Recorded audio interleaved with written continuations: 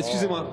Bah, je crois si, que vous je n'êtes vous jamais ai- allé dans un hôpital. Parce qu'aujourd'hui, dans les En hôpitaux, je l'occurrence, suis il y a désolé. 2 semaines à Montélimar. Ah oui, je crois que vous n'avez pas très bien vu les étudiants infirmiers ou les étudiants en médecine. Parce que si eux ne travaillent pas dans l'hôpital, très clairement, l'hôpital peut fermer. Parce qu'il n'y a plus personne dans les hôpitaux aujourd'hui. Et qu'aujourd'hui, les étudiants servent de main d'œuvre.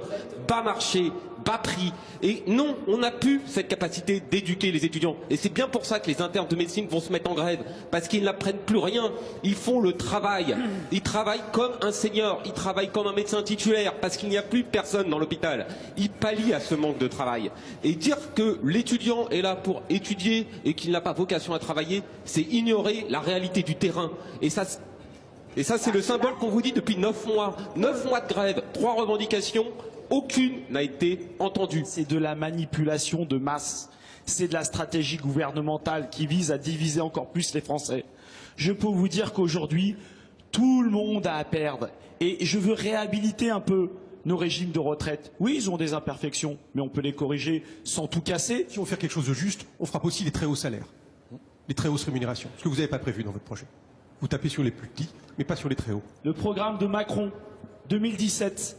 Programme de Macron, qu'est-ce qu'il dit en 2017? Il dit après plus 20 ans de réformes successives, le problème des retraites n'est plus un problème financier. Oui. C'est pas Sudrail, c'est ni la CGT qui le dit, c'est... Donc si aujourd'hui ça devient un problème financier, alors que ça fait 2 ans qu'il est au gouvernement, c'est que c'est bien son bilan. C'est lui qui a mis les caisses de retraite en difficulté. Non, monsieur. Parce qu'il y a 2 ans, c'était pas un problème financier, aujourd'hui ça en devient. Je crois que c'est M. Castaner qui a indiqué que, de toute façon, les policiers auraient un régime spécial. Ils ont un régime particulier. Ah, Voilà. oui, on change le mot. C'est vrai que toujours un régime nous, on a particulier. compris qu'on avait avant Madame Buzyn et M. Delevoye, et que maintenant on a Madame Diaye et M. Darmanin, donc on a changé, on a la communication et le grand argentier. Ça, on a compris qu'on n'est plus avec les mêmes interlocuteurs et que visiblement, ce qui se dit est plus important que ce qui se fait. On est en souffrance, on a des conditions de travail qui sont de plus en plus difficiles. Et la réponse du gouvernement, elle est où? Je veux dire qu'on en a marre. On en a marre d'être stigmatisés en permanence, que nos fiches de paye, elles tournent dans les journaux, que nos pensions, elles tournent en permanence. On en a marre d'être stigmatisés. Vous nous avez stigmatisés pendant des mois, et aujourd'hui vous nous avez chauffés à blanc. Les collègues, ils sont chauffés à blanc là.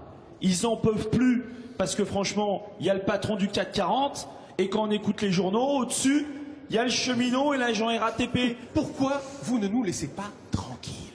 On ne vous a rien demandé, on ne vous coûte rien, on vous rapporte de l'argent chaque année, foutez-nous la paix. Voilà.